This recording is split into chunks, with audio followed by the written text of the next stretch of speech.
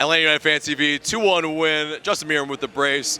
Not the most spectacular performance, but we get over the line in the end. Absolutely, 2-1. Was it deserved?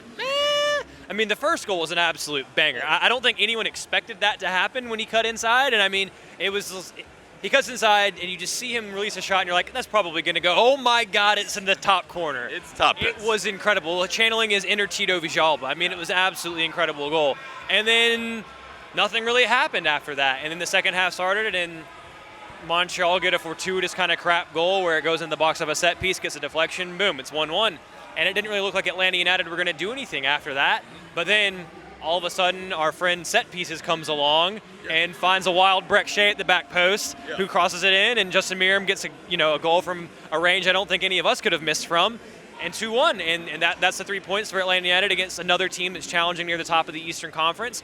And you needed those 3 points, especially after that drop result against Toronto midweek. You needed 3 points, and to only get a point in that match would have been really frustrating, really disappointing. But on the whole, it wasn't a great performance, but 3 points is 3 points, so I guess that's the best you can take from it. Yeah. Now, in terms of that, I mean, it's like, okay, so P.T. Martinez with the assist for Justin. That is the most generous assist he will ever get in his life. I'll pass it to somebody, and then they're going to score a banger from 25 yards. Assist. Right. But yes, he did get an assist. And right before he was subbed off, there was noticeably Frank de Boer was a little bit upset and threw a little tantrum on a misplaced pass and whatnot. He subbed him off, and Dion Pereira came on. Now, do you think that's a kind of just a substitution, or was that substitution in mind of Wednesday, or is that something else? No. That was a substitution that he even said in his post-match press conference that around the 60 to 65th minute, PT started making way too many mistakes for him. Yep. And I agree with that. I didn't think PT had a good game, and the problem is that more often than not, you're seeing that. And yes, PD had a goal off a penalty on Wednesday, and he had an assist today, but it was a penalty, then he missed a penalty, and then he had, again, a fortuitous assist. So it's not as if he's really putting in the numbers to really back up what we expect him to do. And I don't think at this point, it's going to be July next game. This was the last game in June. You've played 19 games in the season. You're over halfway. At some point in time, I expect at least a level of consistency from him.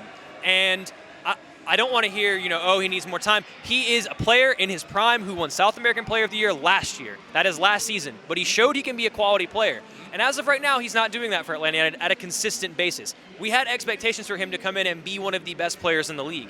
He's not showing that in his work rate. He's not showing that in his body language on the field. And he turns the ball over way too often. Does he have an incredible pass in him? Yes. But his shooting is way too wayward.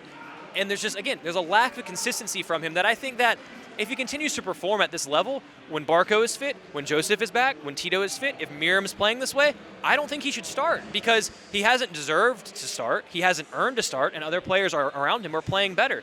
Justin Meram made a statement today about what kind of player he is. Now, can he build off that and continue doing that? That's important to see. But he has the same amount of goals that P.T. Martinez does. Yeah. Interesting. Very interesting. I mean, and he's been here a lot less time, and he's played a lot less games. Yeah. So I'm getting frustrated with PT. I'm going to be perfectly honest. Yep. I know he's a quality player. I know he has ability. He just needs to show it.